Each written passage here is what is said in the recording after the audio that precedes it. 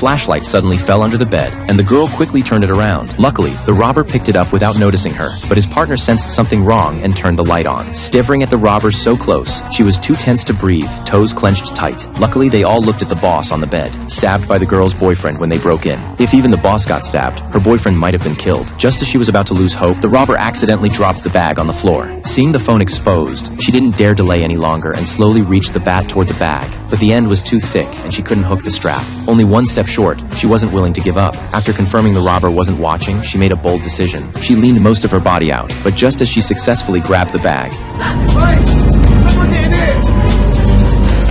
it was too dangerous, and she didn't dare move another inch. Only when someone pushed the door open did she take the phone out to call the police. But the text was only half written when it died. Worse, she heard that the pain relief method the robber found was to lift the boss together with the bed. She's a doctor.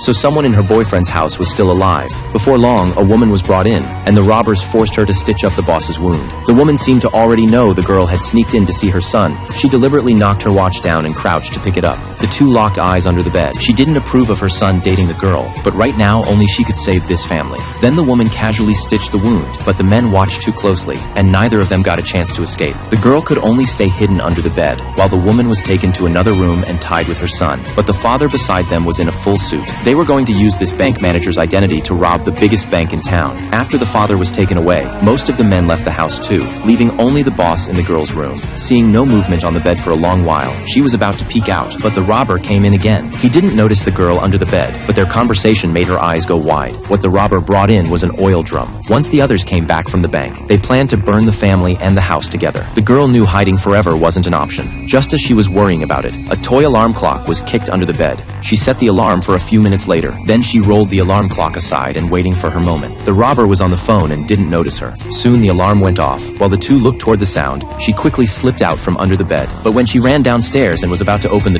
doorknob was turned from outside. It was a neighbor dropping by, but she didn't know him and mistook him for a kidnapper. So she hurried back upstairs and ended up bursting into the room where her boyfriend and his mother were tied up. The girl held back her excitement and went to untie him, but a voice came from downstairs. It was that neighbor. The kidnapper also heard the noise, so she had to hide in the bathroom for now. The robber followed the neighbor upstairs with the bat. When the neighbor saw the tied-up mother, the robber took him down. Hearing the screams slowly fade away, the girl was so scared she kept crying. She quickly pulled the curtain open to escape, but the robber, having just killed, came straight toward the bathroom.